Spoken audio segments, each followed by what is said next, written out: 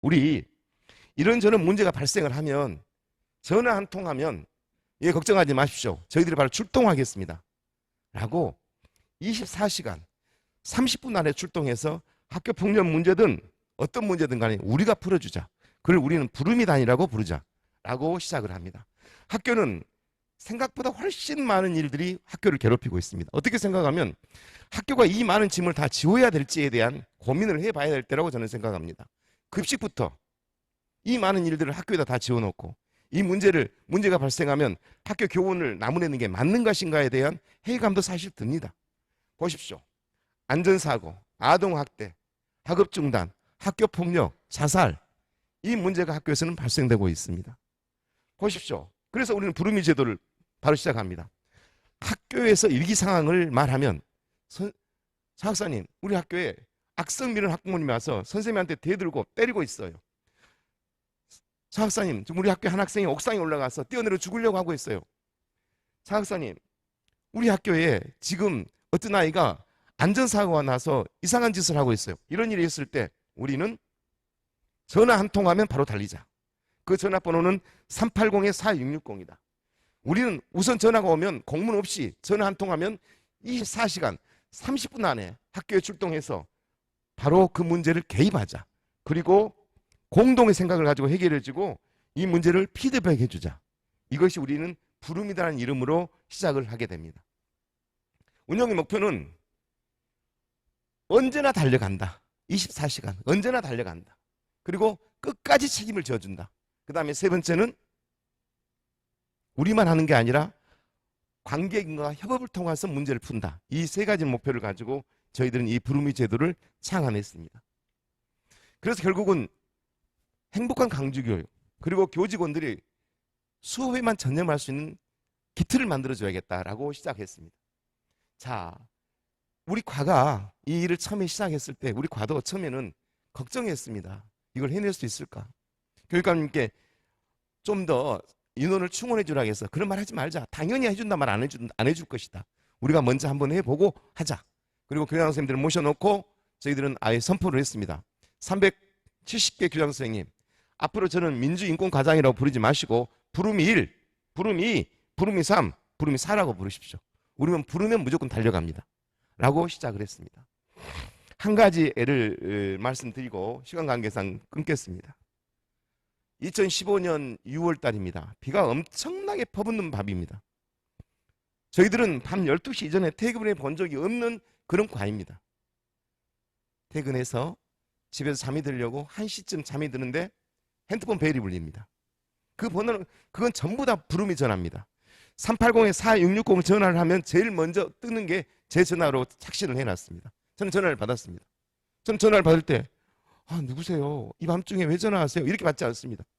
네, 광주시교육청 민주인권과장 박주정입니다. 무엇을 도와드릴까요? 저는 항상 이렇게 전화를 받습니다. 내 아내는 이 모습을 싫어합니다. 잠을 자냐 안 자냐? 그래도 전화 온 사람이 다급한데 그런 말 모습 보이면 안 되기 때문에 예, 누구십니까? 저는 광주 민주인권과 박주정 과장입니다. 무엇을 도와드릴까요? 근데 그날 전화상으로 온 전화 목소리는 다급했습니다. 과장님, 우리 서부에 있는 실업계 고등학교 교감 누구누구입니다. 네, 교감 선생님 무엇을 도와드릴까요? 비가 이렇게 퍼붓는데 아이가 담임쌤한테 자살을 한다고 문자를 남고 나갔습니다. 좀 도와주십시오. 네, 걱정 마십시오. 저는 벌떡 일어나서 일단 그 아이의 핸드폰 번호를 저한테 입력시켜 주십시오. 라고 말을 하고 2번을 누릅니다. 그러면 장학관들이 일어납니다. 3번을 누릅니다. 장학사들이 일어납니다. 4번을 누릅니다. 상담사들이 일어납니다. 우리는 바로 달립니다. 목적지만 정해주며.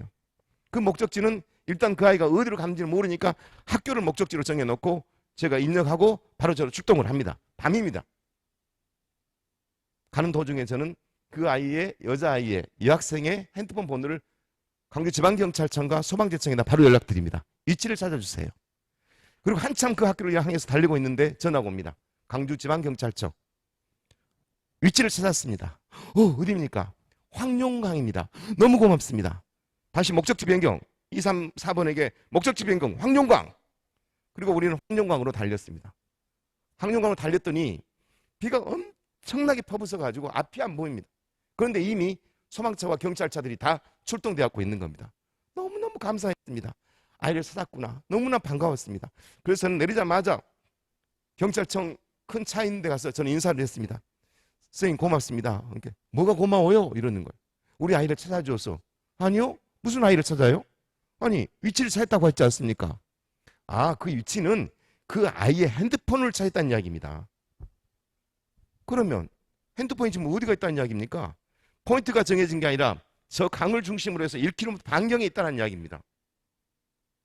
그러면 왜 아이를 찾고 있지 않으세요? 뭐요? 아이를 찾아요? 보여요? 안개 때문에 아무것도 안 보이는데 어디를 가서 찾아요? 아니, 그러면 왜 왔어요? 이 말을 했어요. 해서는 안 될 말을. 그러니까 버럭 화를 내는 겁니다. 그럼 어떻게 하라는 겁니까? 당신 뭐야? 난 화를 냈습니다. 아이가 하늘에서 떨어졌겠습니까? 저 다리에서 뛰어내렸을 거 아닙니까? 다리 밑을 가서 봤어요? 다 봤어요. 그래요? 내 눈으로 가봐야겠어요. 그리고 저는 다리에 가서 밑을 내려다봐도 밑이 잘 안 보입니다.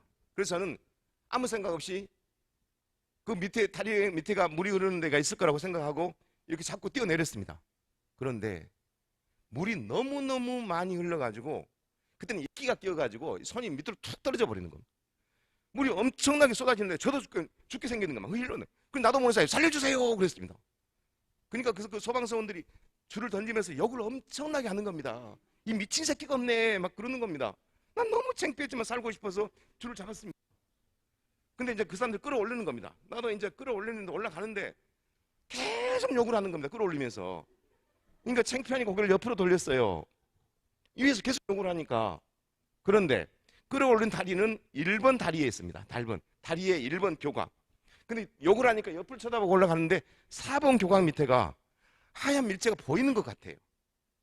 그래서 다시 올라오자마자 저기 한번 비춰보세요 그랬더니 제 말을 안 믿는 거예요.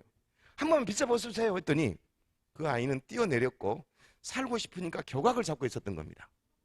교각을. 그래서 이제 그 아이를 끄집어 올려가지고 강주에 있는 모 병원에다 입원을 시키고 이틀 후에 그 아이를 데리고 학교를 갔습니다. 학교에다가 물었습니다. 이 아이 어떤 아이냐고. 평범한 아이랍니다. 뭐가 평범합니까? 그랬더니 어머니 아버지 다 계시고 집 있고 동생들 있고 평범합니다. 가보셨습니까? 아니 안 가봤습니다. 왜 안 가보셨습니까? 당신 교육감이 가정방문 못하겠잖아요. 네. 우리가 못 가게 한 것은 잘 사는 집 가지 말라는 이야기지 어려운 사람을 못 가게 한 건 아니지 않습니까? 그건 그거고요. 제가 가봤습니다. 그 집에를 가봤더니 완전히 무너진 함석, 비가 줄줄 새는. 깜짝 놀랐습니다. 안에 들어갔더니 아버지하고 어머니가 계신데 아버지는 알코올 중독, 어머니는 중풍, 그리고 이 딸이 고등학교 2학년 딸이 가자, 그리고 밑으로 초등학생, 중학생 동생들이 3명. 이 아이는 삶이 너무 어려웠던 겁니다. 그래서 아르바이트를 하고 다니면서 살았는데 힘드니까 자살을 시도한 겁니다. 살려놓고 보니까 문제가 생긴 거예요. 살려놨지만 의미가 없는 거예요. 이것은 아무것도 달라진 게 없지 않습니까? 그때 고민한 겁니다. 이거 어떻게 해야 돼? 솔루션 회의를 해야 돼. 이렇게 나눈 것은 살려놓은 건 의미가 아무것도 없어. 그리고 저는 교육청 주관으로 솔루션 회의를 주관합니다. 시청 오십시오. 구청 오십시오. 굿네이버스 오십시오. 월드비전 오십시오. 초록우산 오십시오. 집짓기 운동본부 오십시오. 각 학교 초중고 담임쌤들 오십시오. 담임사학교 SP 오십시오. 시청하고 구청에서는 안 온답니다. 왜 안 옵니까? 그랬더니 우리는 이 애한테 해줄 수 있는 게 없기 때문에 안 온답니다. 기자를 동원했습니다. 기자님, 이러한 상황에서 솔루션 회의를 하는데 기자님 시청에서 구청에서 안 온가 전화 한번 해주세요. 할 수 없이 왔습니다. 입이 이마나 불어갖고 나서 솔루션 회의를 시작했습니다. 교육청에서는 고등학교 2학년 여학생에 대한 병원비를 전액 지원하겠다. 저희가 퇴원할 때까지, 회복될 때까지. 그 다음에 그 밑에 있는 동생들 학비 지원 전부 하겠다. 체험학습비 다 지원하겠다. 가방, 교재 모든 거 지원하겠다. 저희들이 아픔이 있다면 그 비용까지도 우리는 되겠다. 교육청에서 책임진다. 거기 있는 담임선생님들은 그 차를 정말 애들을 좀 잘 돌봐주라. SPO들은 좀 더 좀 가까이서 대해주라. 이건 교육청에서 해줄 수 있었습니다. 그리고 집짓기 운동본부에게 이야기했습니다. 운동본부님, 저 집 한번 고쳐주십시오. 오케이. 창도 새 걸로 깔아주십시오. 오케이. 도배도 제대로 해주십시오. 오케이. 이 아이들 집을 짓는 동안에 초록우산에서는 이 아이들을 거기서 좀 몇 달간만이라도 좀 데리고 있어 주십시오. 오케이. 시청, 구청 도와주십시오. 우리는 도와줄 게 없습니다. 방법이 없습니다. 차상위 계층도 아니고 이러이러합니다. 해 주십시오. 못 해줍니다. 시청을 찾아갔습니다. 시장을 만났습니다. 선거가 바로 그 이음에 있을 때입니다. 시장님 도와주십시오. 만약에 도와준다면 모든 공은 시장으로 돌려주겠습니다. 언론에 모두 당신 이름을 써주겠습니다. 오케이. 그래서 부모들을 병원에 입원시키게 해주라 했습니다. 두 부모, 양쪽 어머니와 아버지 병원에 입원시켜주세요. 그리고 거기서 그 중에 한 분이 괜찮아지면 한 사람은 환경미화원이라도 고용해 주십시오. 시작했습니다. 6개월이 지났고 고2의 학생은 고3이 돼서 삼성전자에 합격을 합니다. 그 다음에 초등학생, 중학생 동생들은 학교를 잘 다니게 되었습니다. 그리고 새집이 얻어져서 애들은 새집으로 들어갔습니다. 7개월 후에 어머니는 나와가지고 먼저 나오셔가지고 청소부로 들어갔습니다. 그리고 아버지는 2달 후에 8개월 때 나오셔서 집을 지켰습니다. 그래서 모든 것이 정리가 됐습니다. 왜 이 말씀을 드리자면 학교폭력 문제 하면은 학교폭력 문제만 해결되지 않습니다. 거기는 모든 게 연결이 다 되어 있습니다. 그래서 저는 제안을 드립니다. 부르미에 있는 사람들은 예를 들어서 강주 같으면 동구하고 서구, 동부경청과 서부경청 2군데입니다. 그 전문요원 5명씩만 배치해 놓으면 학교에서 있는 여러 가지 어려움들을 전문적으로 처리해 주는 사람을 만들어 놓으면 학교는 안심하고 도와줄 수 있습니다. 예산이 얼마 들지 않습니다. 경상북도 포항에 있는 작은 학교 화장실을 짓는 것보다 돈이 적게 들립니다.